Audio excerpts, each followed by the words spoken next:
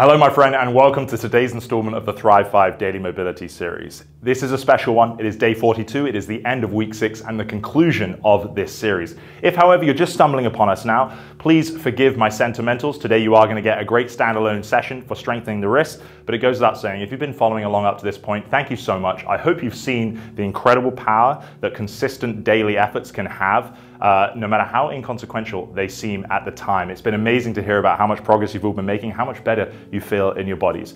But for now, we will dig into today's session. Just 2 drills to strengthen the wrists. Remember at the end of week 3 there, we did a wrist focused session.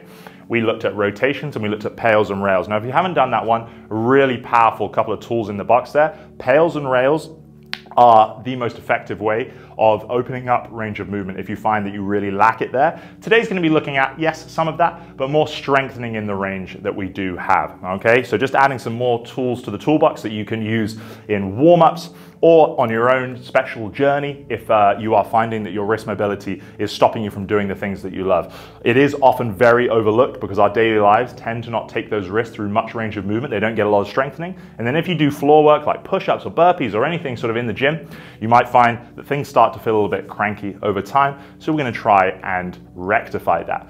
First, we're going to be performing what's known as like a first knuckle push-up or even finger push-ups. Long story short, we're going to be down in this quadruped position. Okay, I'm going to splay my fingers and I'm just going to drive that first knuckle at the top of my palm into the floor to bring my hand just as high as I can manage before we're going to lower slowly for around 4 to 5 seconds until the palm is firmly back on the ground.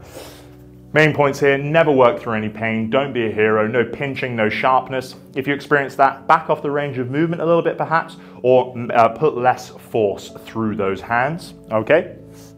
So, over time, for the record, you can make these harder by walking your knees further back or indeed jumping up to a full push-up position. But I would always start, whenever you're training joints in mobility, uber conservative. Make sure it feels almost a little bit too easy at first and then you can build from there. So, 45 seconds, we are going to kick things off. On he pops, splayed fingers under the shoulders, and I'm going to drive the top of that hand, let the thumb lift just as high as you can go, and then without changing position or shifting your hips back, gently lower that palm back down. Can be way harder than it looks. Prioritizing going slowly on the way down, that eccentric portion where a lot of the magic happens. Driving up, slowly lowering down.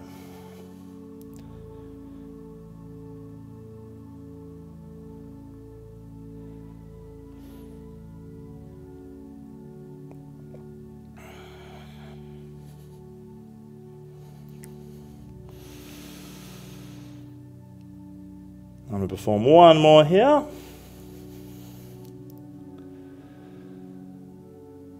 And down.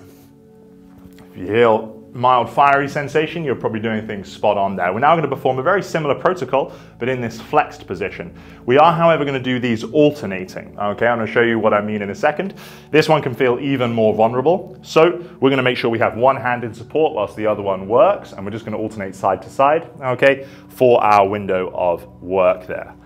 I'm going to do a 60-second window here, simply because we are sharing the work between 2 sides.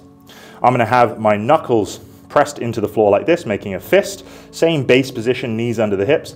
And I'm going to gently roll the top of my hand towards the floor, keeping the elbow locked here until it is flat on the ground there. I'm then going to press through the knuckle to bring me back to that locked fist position and alternate side to side.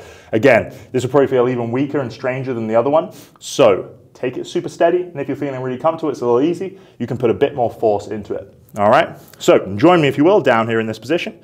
60-second window starting now, and we're going to go for it. Gently rolling. Remember, this is the eccentric portion where we're stretching the tissues under load, and then pressing back to that fist.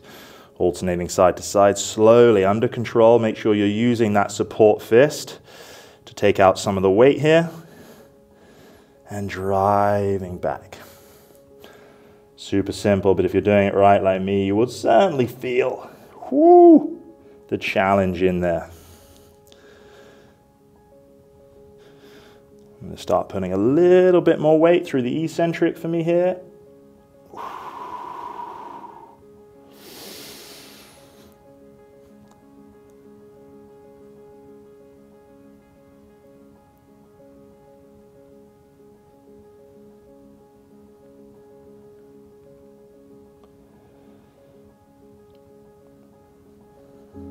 Last one for me on the left side here. And we're going to call it right there. Okay. Again, just 2 of many drills, but they're really going to strengthen both directions of our wrist there to hopefully help you feel better within all the other work and activities that you're doing, or indeed just looking after those wrists. Again, with all mobility work, it's kind of a basis of use it or lose it. So hopefully this series has given you an opportunity just to use your joints and make sure that range of motion sticks around so you feel your best in all your activities and indeed your day-to-day life. If there's anything else you need, please feel free to reach out, drop me a comment below, and I look forward to seeing you in our coming series.